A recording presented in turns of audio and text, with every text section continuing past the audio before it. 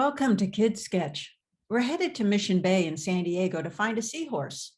Not this kind of a seahorse, but a building that was, according to its architect, designed somewhat in the shape of a seahorse. The building is the old Mission Bay Visitor Center, now called the Mission Bay Beach Club. This shell-shaped, spired roof building, designed by the late architect Richard Leroux in 1969, was originally a tourist information center. Mr. Leroux said the building was, and I quote, so formed to follow the flow of visitors as they walk through the building, gathering information. The form offers the flavor of being whipped up by the tide, not unlike a sculptured seashell. The floor slopes as you walk and offers a stimulating, changing view of space and volume.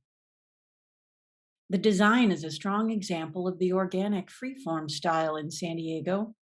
Coined in 1939, the term organic architecture or organic style promotes a harmonious relationship between a building and its surroundings, both man-made and natural. This is an extremely rare style as it's nearly always residential in nature, which makes the Mission Bay Visitor Center that much more important to the history of modernist architecture in San Diego. Newly renovated and renamed as the Mission Bay Beach Club, the iconic Mission Bay Visitors Information Center has returned to its original purpose as a gathering space for locals and tourists with the opening of a coffee shop and a restaurant. It's a really fun building. Let's get to know it better by sketching it. I love this view of the building. There's something about seeing it sitting high up on the hill like that. It's like the famous painting by Andrew Wyeth called Christina's World.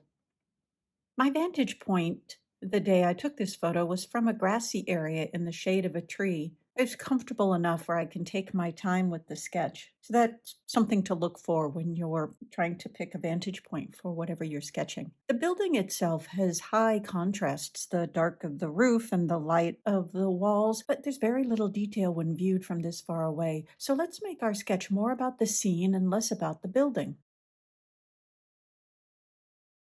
Let me do an overlay.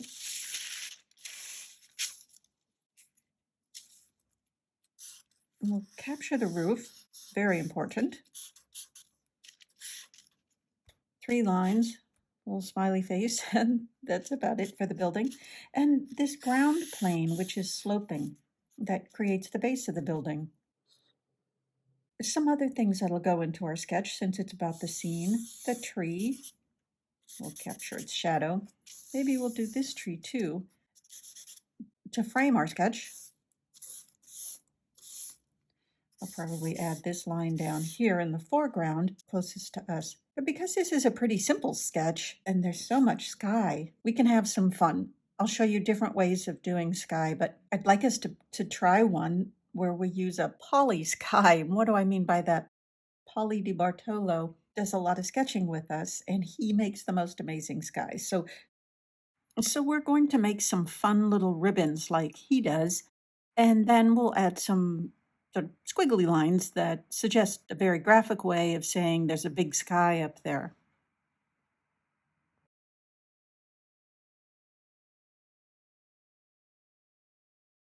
Let's start our sketch in pencil today, and let's start with the roof.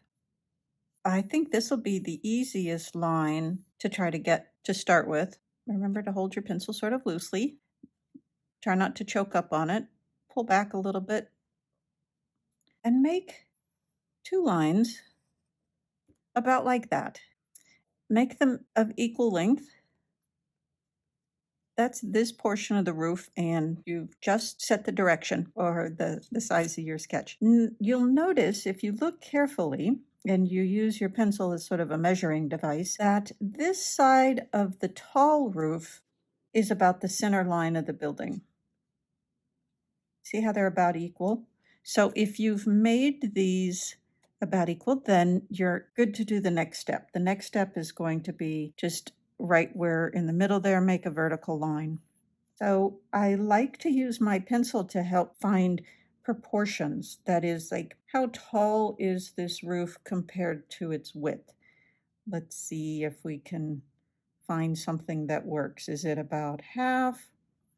I'd say that it looks like the portion of the roof that goes from this line up is about half the width. So let's see what we can find. You can eyeball it. You could use your pencil to find the halfway point. So what do you think is the halfway point? Looks like about where the lid is. And make a second line to the left side of it. Scoot over a little bit, make another line. Scoot over a little more, make another line. So we've created this inside part and that portion of the roof that's on the right-hand side. See how it slopes here? So just give it a loose line. See how it slopes here? Give it another loose line. And these aren't perfectly vertical, they slope out a little bit. So if you want to just slope those lines a little, you'll have it there. One of the nice things about this building is we won't be sketching in perspective. I mean, it is in perspective, and there's something about perspective that'll make it seem a little rounder, but this is one of those sketches where you'll want to use your eyes and relate things to other things in the sketch rather than using any rules of perspective. So let's get this little back part. That's that back side of that curved form. And then we have this roof that goes out. You can make a little dipping line, lack of a better term. See how this goes down a little bit? Just sketch it as you see it. Now let's do the ground plane, the bottom of the building. We can't see where the building hits the actual ground. This is the edge of this slope in the foreground. And we can use our pencil to approximate that slope. Notice that at the left side of your building, the roof actually hits what we're seeing as our ground plane. So that tells you where you can start your line.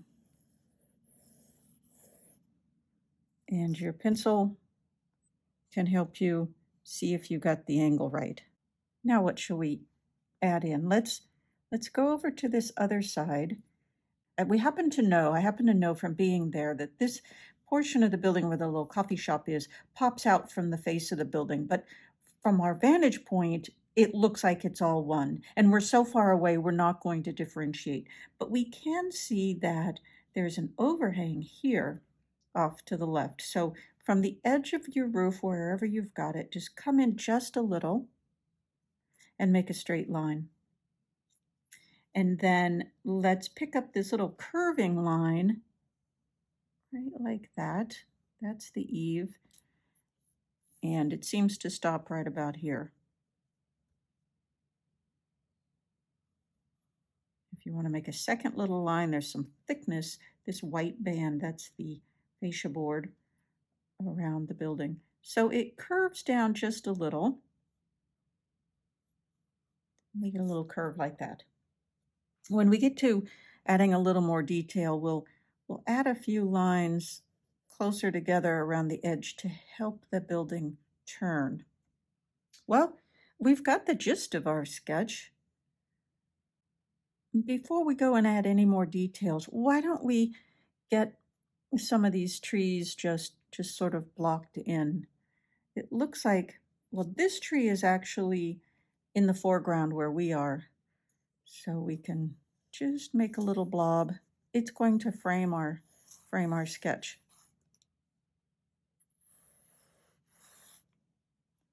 We can do this guy.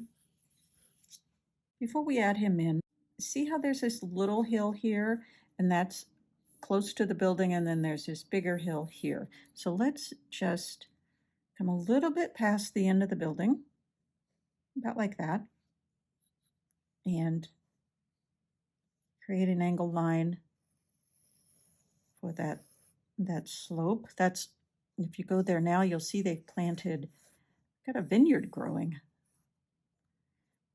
This becomes This becomes the whole hill. And then you can put an edge to your drawing, to your sketch, or not. You can leave it unframed. Now that we have that, we can add our tree. Notice the top of the tree is about equal to the top of the roof. The bottom of the tree is about equal to the bottom of the building. That helps define how big this blob is going to be. It's just a little bit past the end. There we go. It's not a real circle, it's more like a half circle. I'm going to choose to ignore the bushes way back in the distance. I'm just going to do this tree that's more in the foreground. Notice its trunk is sort of sloping. And one of the things that's going to help our sketch, going to help define that this is a slope, is the way the shadow is falling on the ground.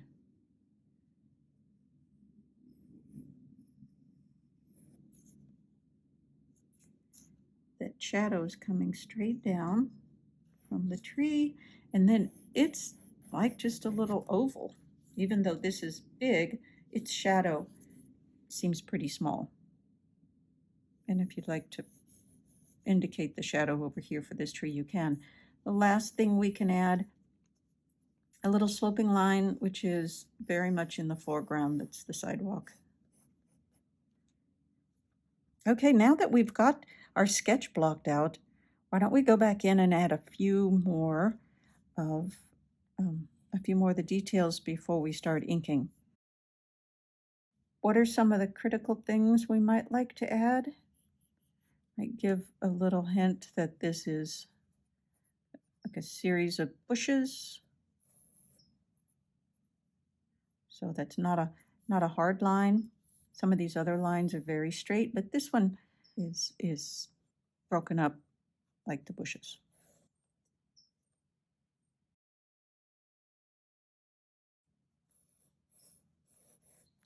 There's a couple of windows. These windows here add to the character. They're just slivers.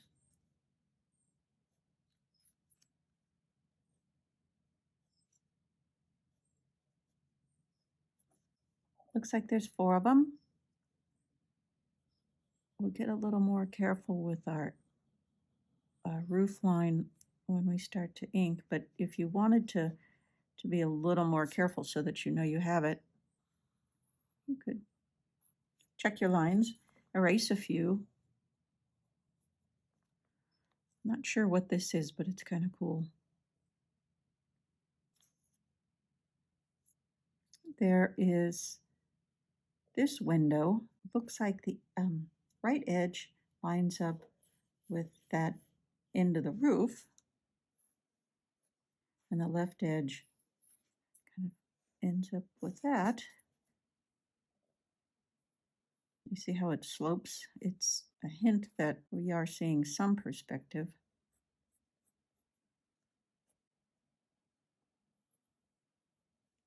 What should we do now? There's a little bit of, oh, there's that railing. We hardly see it. You could add the little railing in. Windows back here.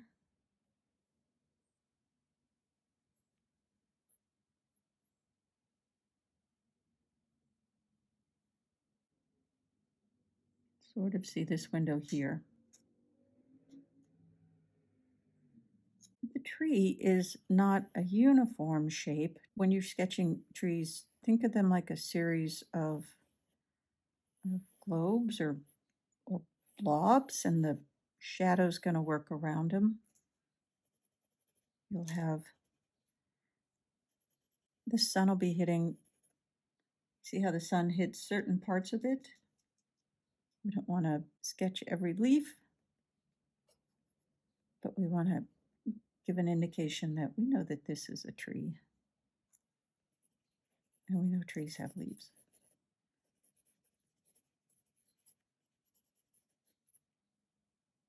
There are some branches in here.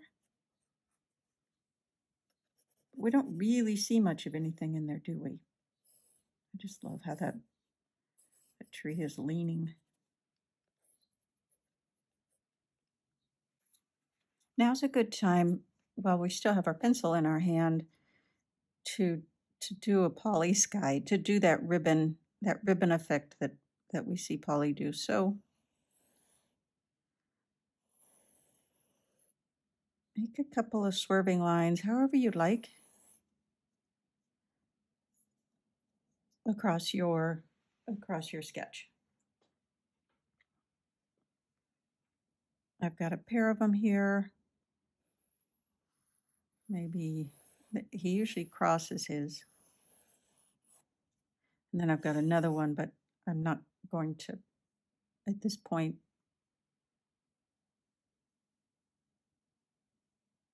do anything else with that. All right, before we start inking, let's look at what this tree is doing. It's got some light area and some dark area, and we're actually going to just find ways to give a hint of what's going on. All right, now let's ink it. Let's start with the roof. That's how we started our pencil sketch. I can see a little edge there. I can see a little edge there.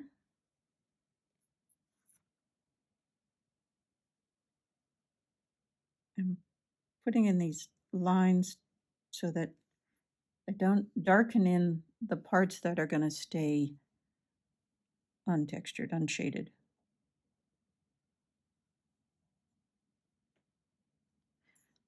And then I add the rest of the roof.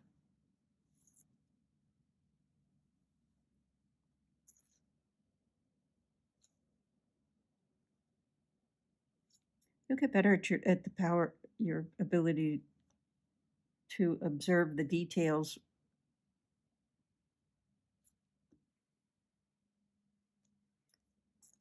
I'm going to come over here and add where the wall hits that roof overhang. Curves down at the end as it's going around the corner. It's hard to see what's happening, but we've got that window over there.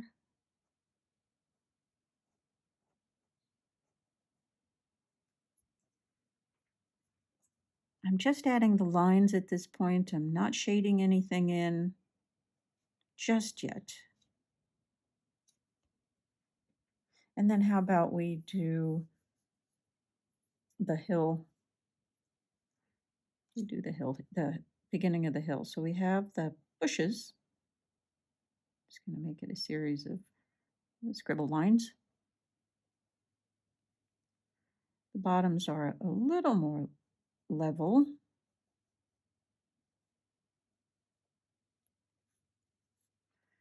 I can sort of see some stairs there if I want to just hint at some lines.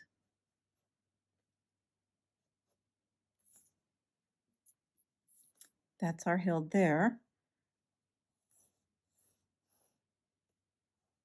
It's a big hill. Our tree with some of its branches going up and over. Can barely see them in there. We can start to block out the tree and make series of squiggly lines all around the perimeter.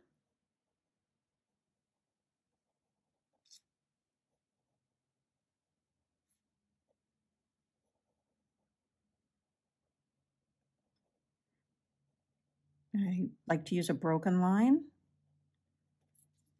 It's not unlike what the tree is doing. I might come back in, give some hints about where I see sort of these clumpy pieces.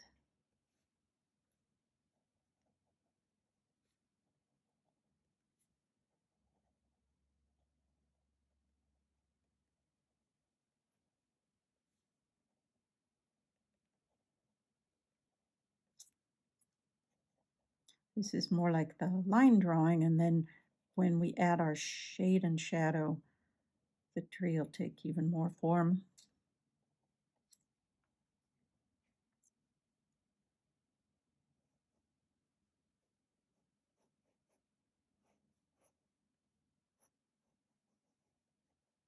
Our shadow. I'll add the sidewalk here.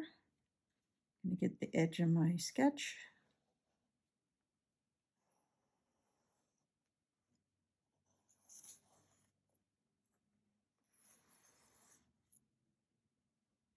Some squiggly lines over here for this tree.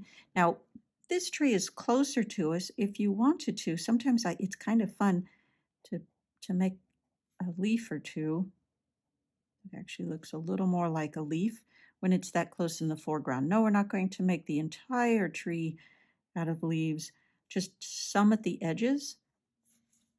And then after that, we'll go back to scribbling.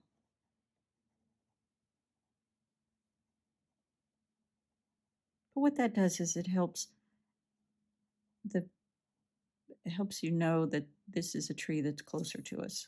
Also, we're going to be a little more careful with its shadow pattern on the ground. I would make a series of little lines like this.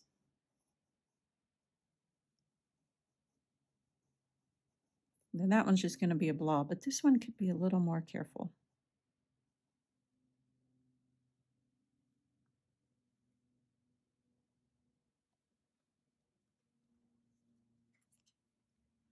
All right, let's see a few more details and then we'll start to add some shade and shadow. This fun little sketch is going a little faster than ours do sometimes.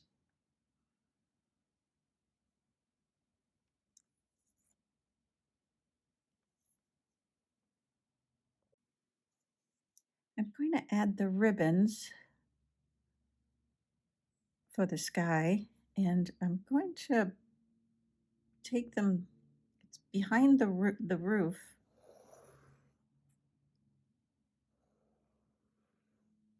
There, how's that for fun? I'm going to add a second pair, and then I'll decide later which ones get colored in the way Polly does them. I'm going to add some birds right now so I don't forget. It's like a letter M, and maybe it's a little darker where the bird's body is.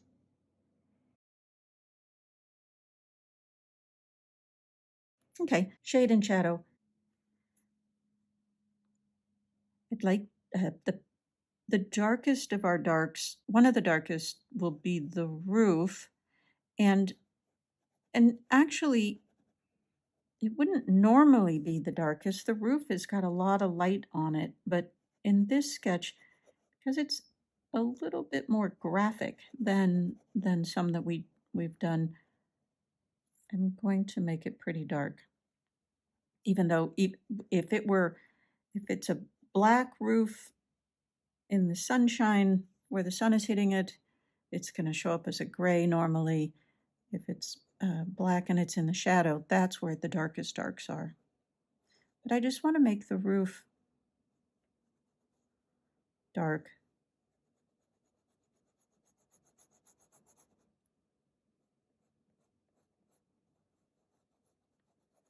And I'm going to try not to have lines in it. Though I also want to be careful not to put so much ink on that it bleeds through the page. These windows are dark.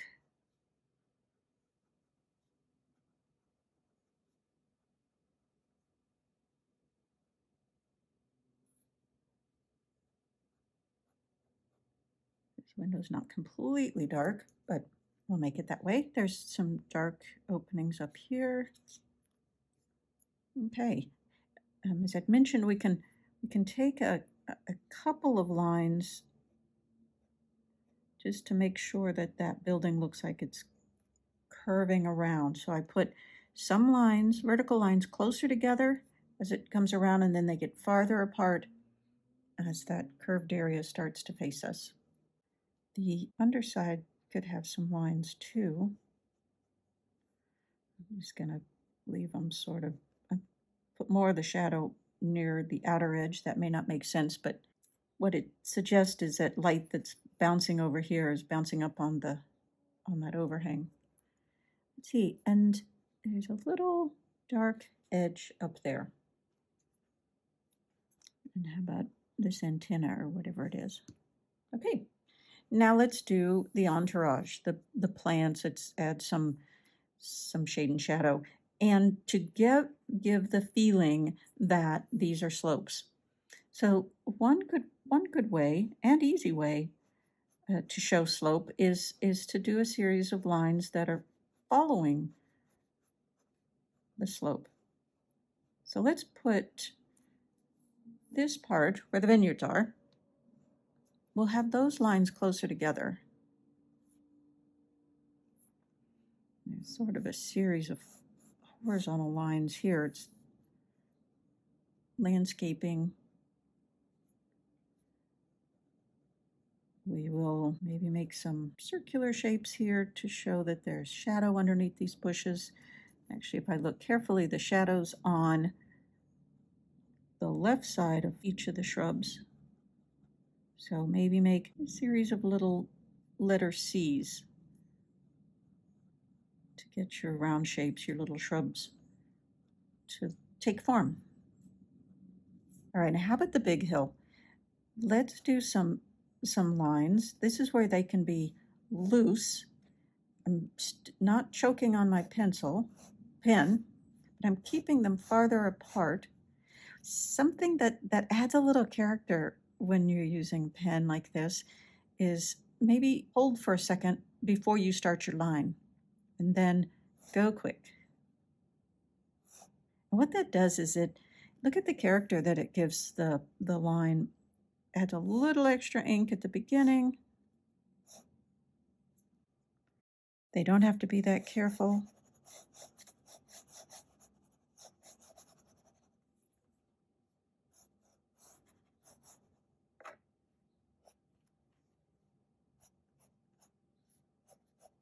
Now let's go back in and add some of these shadows on the tree.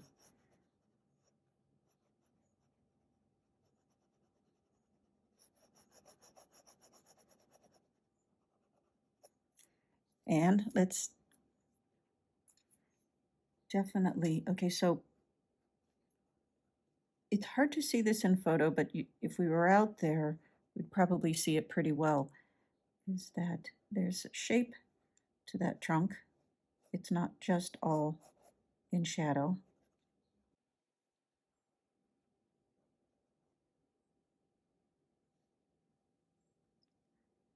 Interesting, it's darker at the bottom. Again, that's how light is bouncing around, as it bounces, might hit the ground and then bounce up here. So if we were out there, we would be able to see a little better how the shadows are actually acting.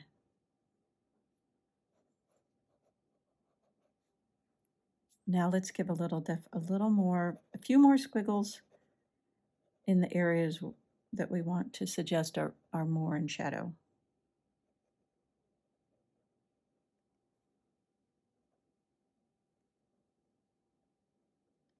Sort of positive, negative space in a tree.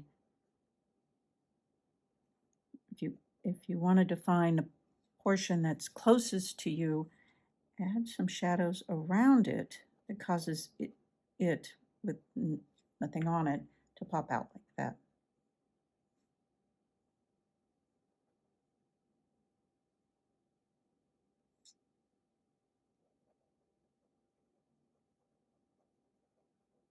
In time, you will develop your own way you like to do your own squiggles. Squiggles are kind of like handwriting.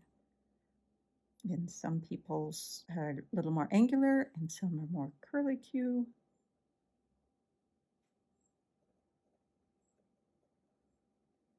And squiggles are definitely done with your hand loose on the pen.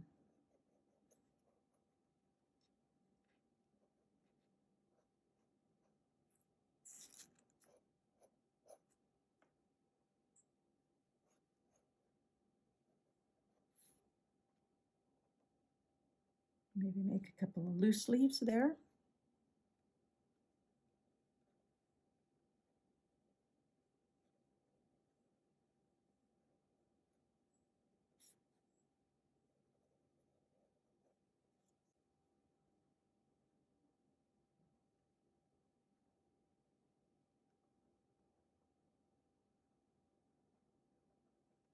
Even add some darker areas to give it even more definition.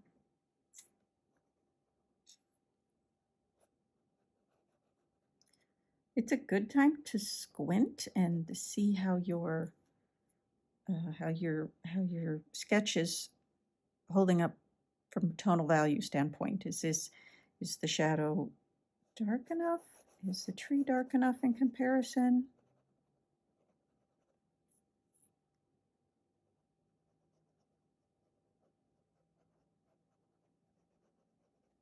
Okay, how about this guy? You could leave him just an outline if you wanted to. I think that's what I'll do. I'm going to try him just as an outline.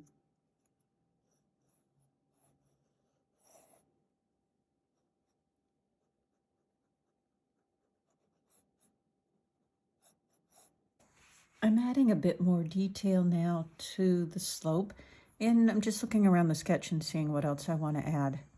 What else do you want to add to your sketch?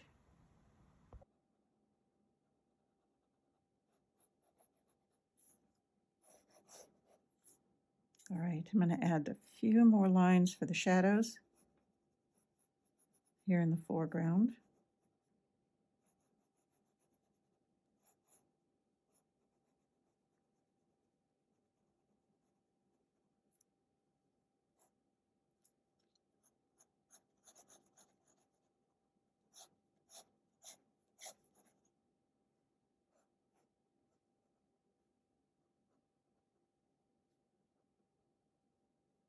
I'm adding some lines to indicate the joints in the sidewalk, and while that may seem insignificant in your overall sketch, what it does is it adds a certain sense of scale. Let's go back and finish the sky now. I'm going to make a series of vertical lines, sort of die off into the tree, tying the ribbons together. You know, if you were out there, this happened when I was out there, because we're right next to the bay, you can hear people having fun in the water, you can hear people walking by and the joggers. Definitely you can hear the seagulls. You might hear somebody on a watercraft. Sometimes those are those fun, noisy jet skis.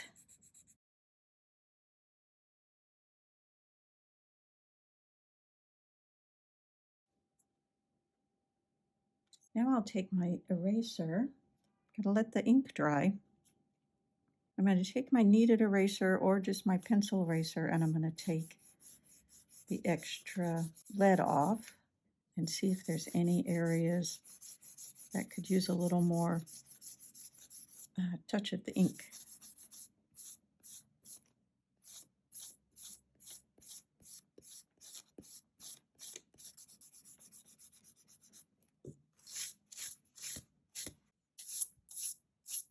Always in an architect's office. Dusting brush to brush away all of the eraser crumbs.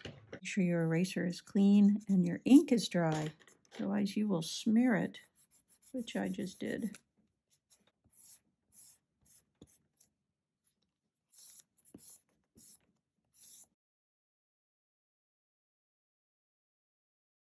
I've been calling it the Visitor Center, but it's now known as the Mission Bay Beach Club.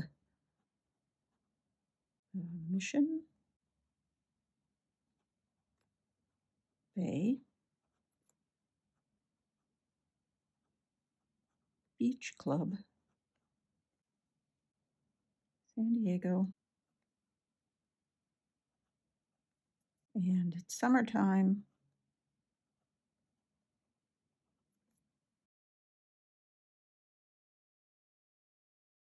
Let's add some color. Grab a blue colored pencil. You could color in the ribbons. Heard somebody call them double helix, Or as I'm going to do, I'm going to color the sky where the double helix isn't, where the ribbons aren't. But I will keep the lines vertical like we put in the ribbons. Don't have to. So you can see I've put ink in one of the ribbons, and then I'm going to leave the next ribbon empty. And then I will coloring behind it.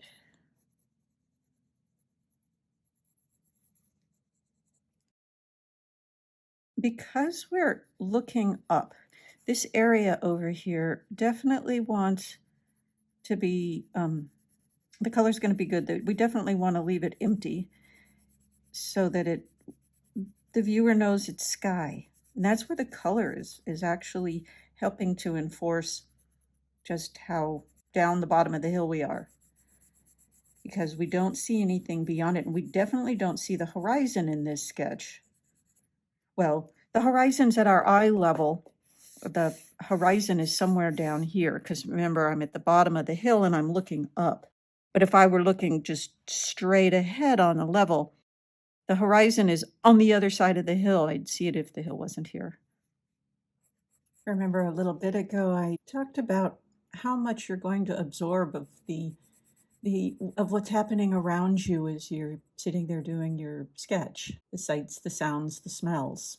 That's the beauty of sketching on location. When you look back at this sketch a month later, a year later, 10 years later, so many things will come back, not just the vision, not just the visuals. You'll remember what it felt like. Was it hot? Were you cold? Was it noisy? Were there birds? You might smell the ocean, or since you were sitting in the green grass, you'll remember that. But it'll bring back much more than just looking at a photograph of the scene, because you sat there and you were in observation mode. That's the beauty of sketching from real life. If you'd like, you could make the blue darker near the top or lighter near the top. Usually there's atmospheric, not interference exactly, but the atmosphere is going to make the color of the sky oftentimes a little lighter towards the horizon. Other times it might appear darker. It kind of depends on what kind of a day it is and high pressure or low pressure. And then I've also noticed that you get to decide as the artist, if there's no variety there, you get to decide. Actually, remember, we're not artists. We're just, that suggests that we're judging ourselves. This is not art. This is sketching, and we are documenting what we're seeing. Though in this case, we're having a little fun with our documentation. We're having a little fun with our note-taking, and we're doing stylized ribbons to suggest that there's a big sky. And I think I'm going to go back and just add a little more color near the ground, and then let it lighten up as it gets higher. And this is something I might spend more time on, and I might not do it in the tutorial. I just have a blue colored pencil. If you have a green one, you could have some fun with the hill.